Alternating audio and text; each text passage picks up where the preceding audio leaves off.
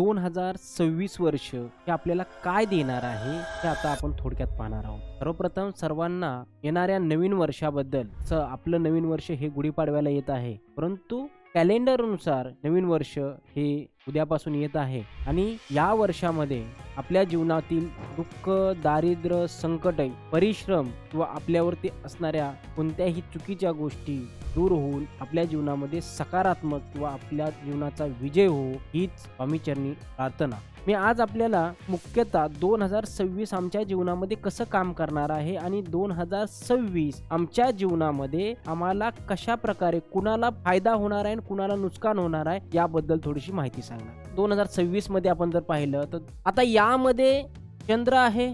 शून्य म्हणजे शून्य नाहीये, शून्य म्हणजे ब्रह्मांड आहे. शून्याला आम्ही किंमत देणं सोडलेलं आहे. पर शून्याला केवढी किंमत आहे? फक्त एकाच्या मागे शून्य उभा करा, एकाच्या मागे शून्य उभा करा. मग या शून्याची किंमत किती आहे हे फक्त ह्या एकाला विचार. सांगण्याचं तात्पर्य एकच आहे की यामध्ये आपल्याला 2 नंबर म्हणजे चंद्र आहे, पुन्हा ब्रह्मांड आहे, पुन्हा चंद्र आहे आणि पुन्हा 6 नंबर म्हणजे शुक्र आहे. बघा आता फक्त 2 नंबर म्हणजे चंद्र आहे, पुन्हा चंद्र आहे आणि शुक्र आहे. या वर्षामध्ये चंद्राची ताकद त्याचबरोबर शुक्राची ताकद आणि यांच्या सगळ्यांची टोटल केल्यानंतर येते 1 म्हणजे 10 येतंय आणि 10ची पुन्हा टोटल केल्यानंतर पुन्हा येतंय 1, बरोबर. म्हणजे 6 2 8 आणि 9 10 म्हणजे 10ची टोटल केल्या पुन्हा येते 1 म्हणजे पुन्हा 1 नंबर म्हणजे सूर्य. 2026 हे वर्ष सूर्याचं वर्ष आहे किंवा सूर्य या वर्षाला प्रतिनिधित्व करणार आहे. या वर्षामध्ये सगळ्याच व्यक्तीचं कुणी असू द्या, या वर्षामध्ये सगळ्यांचं चांगलं होणार आहे, सगळ्यांचं भलं होणार आहे, सगळ्यांचं. कारण परमपिता आणि सृष्टीला चालवणारा, सृष्टीचा मालक, सृष्टीचा जो पुन्हा 9 वर्षाने आपलं प्रभाव टाकण्यासाठी किंवा आपली लीडरशिप दाखवण्यासाठी पुन्हा 2026च्या हिशोबाने आलेला आहे. जसं आपल्या निवडणुका 5-5 वर्षांनी होतात, तशा त्यांच्या निवडणुका पुन्हा 10 वर्षांनी झालेल्या आहेत आणि सूर्य या वर्षामध्ये सर्वांना त्याचा फायदा देणार आहे. आता यामध्ये 26 मध्ये चंद्र आहे, शुक्र आहे, सूर्य आहे.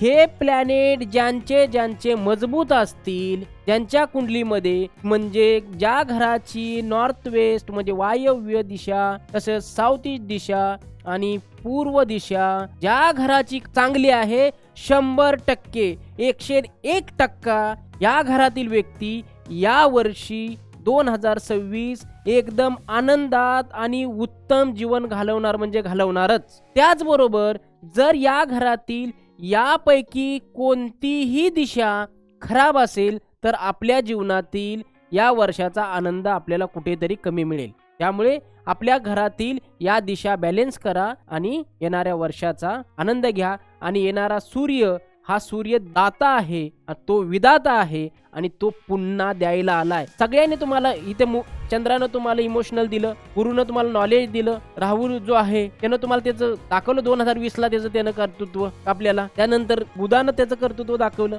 शुक्राचं कर्तृत्व दाखवलं. ह्या सगळ्यांनी तुमच्या जीवनामध्ये तुम्हाला तुमचा जो काय आहे जीवनाचा चढ उतार तो दाखवला.